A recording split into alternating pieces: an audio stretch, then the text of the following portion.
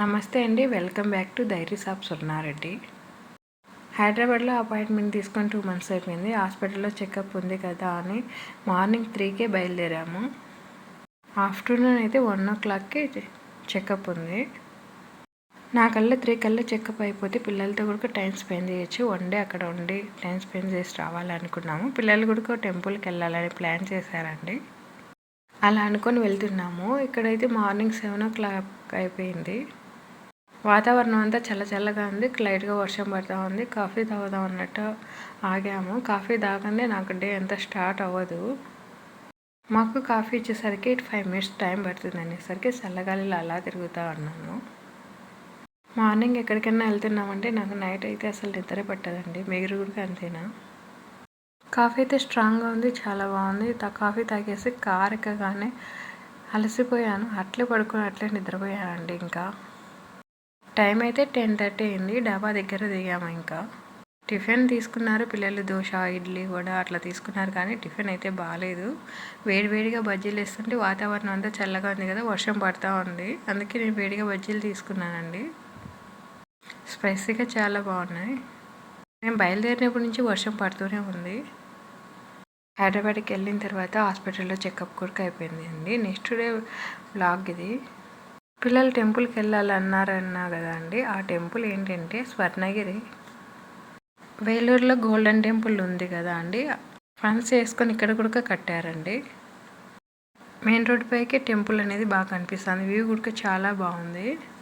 కూకట్పల్లి నుంచి మేము 3 o'clock అయితే బయలుదేరాము. ఇక్కడికి వచ్చేసరికి టైం 5:30 అవుతుంది.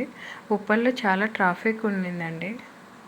నేను యశ్వంత్ ఇక్కడే దిగామండి. నందు ఆయన వచ్చేసి కార్ పార్కింగ్ చేయడానికని లోపలికి వెళ్ళారు. మేము వీడియో తీసుకుందాం అనేసి దిగాము. టెంపుల్ ఆర్కిటెక్చర్ అంతా చాలా బాగుంది. చాలా నీట్గా మెయింటెనెన్స్ కూడా చాలా బాగా చేశారండి. ఎంట్రన్స్లోనే లైటింగ్స్ అన్నీ బాగున్నాయి. యశ్వంత్ అయితే నాకు సపోర్ట్గా చాలా బాగా వీడియో తీశాడండి. మనకి ఎంట్రన్స్లోనే గోవిందనామాలు వినిపిస్తున్నాయి. ఆ లైటింగ్ అవి చూడడానికి 2 కళ్ళు కూడా సరిపోవట్లేదు అసలు. నేను 7 శనివారాలు వ్రతం చేసుకుంటున్నాను కదండి. 7 శనివారాలు వ్రతం చేసుకోవడంలో 2 వారాలు కూడా చాలా బాగా జరిగింది. ఫస్ట్ భయంతో చేస్తానా లేదా చేయలేననేది 1 year నుంచి కూడా నేను ఇట్లా టైం తీసుకున్నాను, భయంతో చేయలేనేమో అని. చాలా గ్రేట్ఫుల్గా ఉంది, చాలా బాగా చేశాను. అది కాక 2వ వారంలోనే మాకు వెంకటేశ్వర స్వామి దర్శనం అనుకోకుండా ఇట్లా దర్శనం అయినందుకు చాలా సంతోషంగా ఉంది. ఆ దేవుడు ఆశీర్వాదం ఉంటే మనం ఏమైనా చేయగలము, చేస్తామనే నమ్మకం కూడా నాకు చాలా ఉందండి. ఇప్పుడు మిగతా వారాలు కూడా ఏ ఆటంకం లేకుండా జరిగిపోవాలని మనస్ఫూర్తిగా దేవునికి దండం పెట్టుకుంటూ దర్శనం చేసుకున్నాము. ఇంకా కొబ్బరికాయ తీసుకున్నానండి. స్వామివారి పాదాల దగ్గర దర్శనం తీసుకుని మనం కొబ్బరికాయ కొట్టి దేవుడి దగ్గరికి దర్శనం చేసుకోవడానికి వెళ్దాము.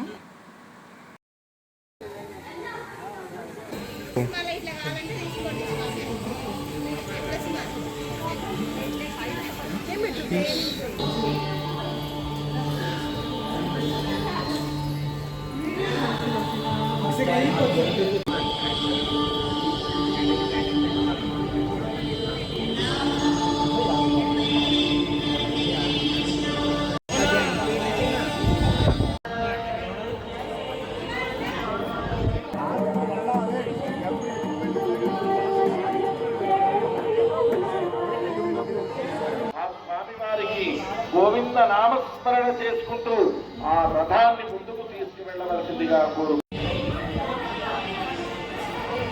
గోవింద శ్రీనివాసరమణ గోవింద, శ్రీరమణ గోవింద,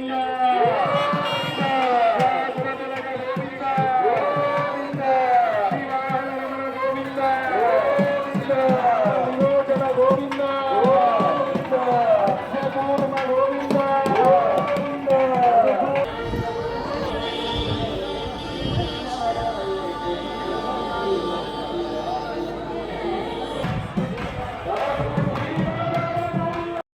స్వామివారి దర్శనంతో పాటు రథోత్సవం కూడా జరుగుతూ ఉండింది. ఆ రథోత్సవంలో కూడా మేము కూడా పాల్గొన్నందుకు చాలా సంతోషంగా ఉందండి. గర్భగుడిలో అయితే ఫోన్ అలో ఉండదు. యశ్వంత్ సహాయంతో నేను వీలైనంత వరకు వీడియో తీశానండి. గర్భగుడిలో స్వామివారి చూసేందుకు 2 కళ్ళు కూడా సరిపోలేదండి.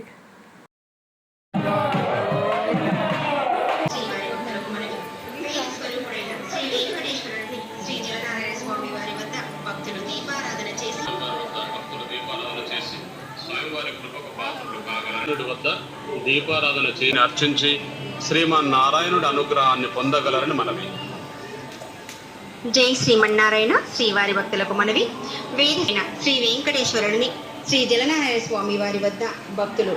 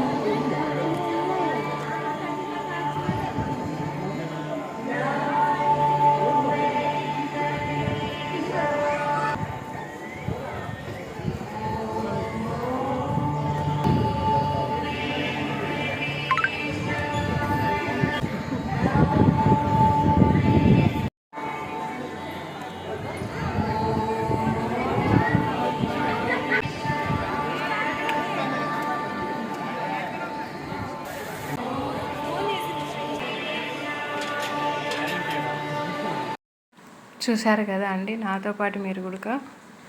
చాలా బాగుంది. మార్నింగ్ టైం కన్నా నైట్ టైం బాగుంటుందండి లైటింగ్లో.